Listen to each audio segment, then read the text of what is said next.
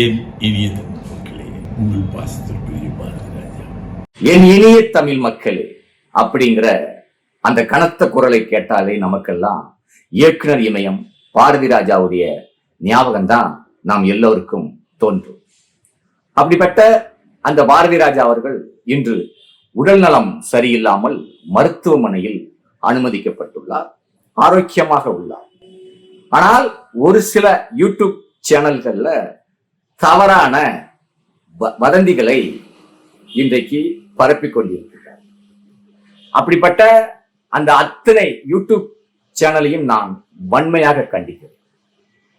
இந்த பாரதி ராஜா அப்படிங்கிறவர் யாருன்னு கேட்டீங்கன்னா, தேனியில அள்ளி நகரம் அப்படிங்கிற ஊர்ல பெரிய மாயத்தேவர் அவர்களுக்கும் மீனாட்சி அம்மாள் அவர்களுக்கும் மகனாக பிறந்தவர் தான் இந்த பாரதி ராஜா. பாரதி ராஜா அவர்கள் அவருடைய உண்மையான பேர் சின்னசாமி. ஸ்கூல்ல பள்ளிக்கூடத்துல படிக்கும் போதே சினிமாவை நேசித்தவர், ஏன் சினிமாவை காதலித்தவர். சினிமாவில சாதிக்கணும், எப்படியாவது நாம் ஒரு கதாநாயகனாகணும், சினிமாவில் நடிக்கணும் அப்படிங்கிற ஒரு ஆர்வத்தை கொண்டவர் தான் இந்த பாரதி ராஜா. அப்போ அந்த காலத்துல பராசக்தி அப்படிங்கிற படத்தினுடைய வசனத்தை எழுதியது யாருன்னு கேட்டீங்கன்னா, கலைஞர் கருணாநிதி அவர்கள். அந்த டைலாக்க ஸ்கூல்ல படிக்கும் போது சிவாஜி கணேசனே போல டைலாக்க பேசுவாராம். அப்படியே பேசிக்கிட்டே இருப்பாராம். அதுல ஒரு இடம் கூட மிஸ்ஸிங் ஆவார். கண்டினியூட்டி அப்படியே பேசுவார். அதை பார்த்துட்டு அந்த ஸ்கூல்ல உள்ள வாத்தியாரே அவரை கூப்பிட்டு சொன்னாராம், சின்னசாமி, சினிமாவில் நீ ஒரு நாள் நிச்சயம் சாதிப்பாய். அதே போல அவர் சாதிக்கணும் அப்படின்னு தான் சென்னைக்கு சினிமா படத்துக்காகவே நடிப்பதற்காகவே வந்தவர் தான் பாரதி ராஜா. அவர் இங்க மட்டும் இல்ல, இந்தியில, கர்நாடகா, தெலுங்கு எல்லா மொழியிலையும் போய் முதல்ல அவர் அசிஸ்டண்டா தான் போயிருக்காரு. அதுக்கு அப்புறம் தான் தமிழ்நாட்டுக்கு வந்திருக்காரு. சென்னையில பாரதி ராஜாவால சினிமாவுல உச்சத்தை கண்டவர்கள் நிறைய பேர், சொல்லிக்கிட்டே போலாம். உதாரணத்துக்கு இளையராஜா, கங்கை அமரன், அவங்க கூட இவர் சென்னைக்கு வர்றதுக்கு முன்னாடி இருவரும் நண்பர்கள். ஒருவரை ஒருவர் வாடா போடா என்று பேசிக் கொள்வார்கள். அப்படிப்பட்ட அந்த பாரதி ராஜா இளையராஜா அவர்களையும் கங்கை அமரன் அவர்களையும் சென்னைக்கு அழைத்து வந்து எஸ்பி பாலசுப்ரமணியத்திடம் அறிமுகம் செய்து வைத்தது இந்த பாரதி ராஜா. அப்புறம் பாத்தீங்கன்னா, பாரதி ராஜாவுடைய படங்கள்ல பாடல் எல்லாமே ஹிட்டுங்க. அதுக்கு காரணம் என்னன்னு கேட்டீங்கன்னா, இளையராஜா பாலும் சர்க்கரையாக நம்ம இளையராஜா அவர்களும் பாரதி ராஜா அவர்களும் எல்லா படங்கள்லையும் பயணித்தாங்க. இந்த பாடல்லாம் இன்னைக்கு கேட்கும் போது அப்படி தேனருவி கொட்டுன மாதிரி கொட்டுங்க. செந்தூர பூவே செந்தூர பூவே ஜில்லென்ற காற்றே என் மன்னன் எங்கே என் மன்னன் எங்கேன்னு அந்த பாட்டுலாம் இன்னைக்கும் கேட்கும் போது அப்படி தாளாற்ற மாதிரி இருக்கும். பாரதி ராஜா அவர்கள் சினிமாவுல சாதனை மன்னன். இதை நான் ஏன் சொல்றோம்னா, அந்த காலத்துல அரங்கத்துக்குள்ள வச்சுதான் சினிமாவை படப்பிடிப்பு எடுப்பார்களாம். அதை முதலாக வெளியிலையும் கொண்டு படப்பிடிப்பு எடுக்கலாம் என்று எடுத்து காட்டியவர் தான் இந்த பாரதி ராஜா. ஒட்டுமொத்த சினிமா கலைஞர்கள் இந்த பாரதி ராஜாவை புகழாரம் சூட்டி கொண்டாடவர். அப்படி ஒரு இயக்குனர் தான் இந்த பாரதி ராஜா. 16 வயது நிலை அப்படிங்கிற படம் மிகப்பெரிய ஹிட் கொடுத்த படம். தயாரிப்பாளர்கிட்ட பணமே இல்லை. பட்ஜெட்டே 5 லட்சம் ரூபாய் தான் அன்னைக்கு. அந்த 5 லட்சம் ரூபாய் அழகா கஷ்டப்பட்டு அந்த படத்தை அழகாக எடுத்து கொடுத்தவர் தான் இந்த பாரதி ராஜா. ரஜினிகாந்துக்கு அன்னைக்கு சம்பளம் எவ்வளவு தெரியுமா? 3000 ரூபாய். கமலஹாசனை கதாநாயகனாக போட்டு, ஸ்ரீதேவி கதாநாயகியா போட்டு, ரஜினிகாந்த வில்லனா போட்டு. இன்னைக்கு ரஜினிகாந்தும் கமல்ஹாசனும் உச்சத்துக்கு போனதுக்கு காரணம் பாரதி ராஜா.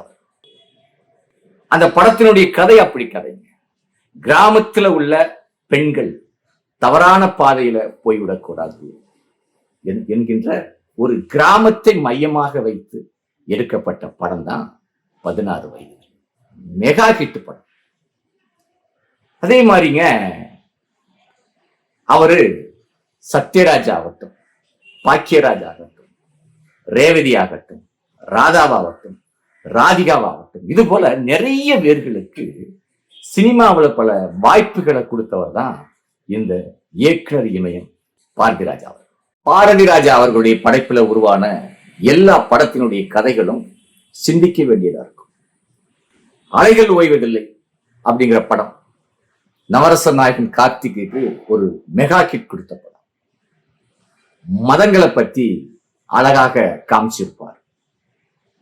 அடுத்தால கருத்தம்மா அப்படிங்கிற படத்துல பெண் பிள்ளைகளுக்கு பிறந்த உடனே கள்ளிப்பாலை கொடுத்து கொல்லுவதை காமிச்சிருப்பார். ஒரு தகப்பனுக்கும் ஒரு பெண் பிள்ளைக்கும் என்ன பாசங்கள் உண்டு அப்படிங்கிறத உருக்கமாக காமிச்சிருப்பார். அப்படியே ரியலா இருக்கும். அதே மாதிரி முதல் மரியாதை, 60 வயசு மனிதனுக்கும் காதல் உண்டு என்பதை மிக அற்புதமாக சிவாஜி கணேசன் அவர்களை வச்சு காமிச்சிருக்கு. சிவாஜி கணேசன் அவர்கள் பாரதி ராஜா அவர்கள் என்ன ஆங்கிள் கேமராவை வச்சாலும் அமைதியா இருந்தார். பாரதி ராஜா நீ படம் எடுத்தால் நல்லாதான் இருக்கும் அப்படி என்று பாராட்டியவர் நம்ம நடிகர் திலகம் சிவாஜி கணேசன் அவர்கள். சிவாஜி கணேசன் அவர்களின் அன்பை அதிகமாக பெற்றவர் நம்ம பாரதி ராஜா. அடுத்ததாக சத்யராஜ் அவரை வச்சு வேதம் புதிது அப்படின்னு படத்தை, அந்த படத்துல ஜாதிகளை வச்சு மையமாக கொண்டு வந்ததான் இந்த வேதம் புதிது. அடுத்ததாக மண் வாசனை, மறக்கவே முடியாது. ரேவதியை வச்சு மதுரையில வளையல் கடை வச்சுக்கிட்டு இருந்த பாண்டியனை கூட்டிட்டு வந்து கதாநாயகன் ஆக்கி அந்த படம் மிகப்பெரிய பேசும் படமாச்சு. அடுத்தால கமலஹாசன் கிரைம் ஸ்டோரி, ஒரு ஹைடியின் டைரி என்கின்ற படத்தை ஒரு மிகப்பெரிய கிட்டாக கொண்டு வந்தது இந்த பாரதி ராஜா. இதெல்லாம் தாண்டி கிழக்கு சீமையில் ஒரு படம் வந்துச்சு. ஒரு அண்ணன் தங்கச்சிக்குள்ள பாசம், மனுஷன் அப்படியே பின்னீர் பாருங்க. அந்த பாசத்தை அப்படி உருக்கமாக்கி இன்னைக்கும் தென் மாவட்டங்கள்ல சடங்கு வீடாகட்டும், காது குத்து வீடாகட்டும், அந்த பாடல் மானூத்து மந்தையில மாங்குட்டி பெத்த மயிலே, அந்த பாட்டு வைரமுத்து அவர்களுடைய அந்த முத்தான வரிகளில் எழுதப்பட்ட பாடல் இன்றைக்கு எல்லா ஊர்களையும் சரி, எல்லா ஊர்லயும் இந்த பாடல் ஒலித்து கொண்டிருக்கு. சோ அப்படி நிறைய படங்களை இயக்கியவர் தான் நம்ம பாரதி ராஜா. அதாவதுங்க அவரு நடிகராகணும் அப்படின்னு தான் ஆசைப்பட்டார். அதையும் காமிச்சிட்டாரு. நிறைய படங்கள்ல இருக்காரு. பாண்டிய நாடு, இது மாதிரி நிறைய படங்கள்ல அப்பாவோட கேரக்டர்லாம் ஆக்டிங் பண்ணியிருக்காரு. அதே மாதிரி தயாரிச்சிருக்கிறார். 4 படம் அவர் சொந்தமாக தயாரித்து இருக்கிறார். அதாவது ஒரு மனிதனுங்க பிறந்தான், வாழ்ந்தான், செத்தான் அப்படின்னு போகக்கூடாதுன்னு, வாழ்க்கையில சாதிக்கணும் அப்படின்னு சினிமாவில் சாதிக்கிறது தான் ரொம்ப கஷ்டம். இன்னைக்கு அதை சாதிச்சு மேல வர்றது ரொம்ப கஷ்டம். அப்படி சாதித்தவர்ல நம்பர் 1 இன்னைக்கு சினிமா துறையில யாருன்னு கேட்டீங்கன்னா இந்த நம்மளுடைய இயக்குனர் இமயம் பாரதிராஜன். அவர் இன்னைக்கு நலமாக ஆஸ்பத்திரியில் இருந்து கொண்டிருக்கிறார். தயவு செஞ்சு யாரும் அவரை பற்றி தவறான செய்திகளை பரப்ப வேண்டாம் என்பதுதான் என்னுடைய கருத்து. ஆனா இன்னொன்னு சொல்றேன், அவரால் இன்னைக்கு சினிமாவில் வாழ்ந்தவர்கள், வாழ்ந்து கொண்டிருப்பவர்கள் எத்தனையோ பேர் சொல்ல முடியாது, எண்ண முடியாது, அவ்வளவு பேர் இருக்காங்க. அத்தனை பேரும் நீங்கள் உண்மையிலே போய் விசுவாசத்துக்காக பாரதி ராஜா அவர்களை நீங்கள் போய் ஆஸ்பத்திரியில் போய் நீங்கள் அனைவரும் பார்க்க வேண்டும் என்பதுதான் என்னுடைய கோரிக்கை. நன்றி, வணக்கம்.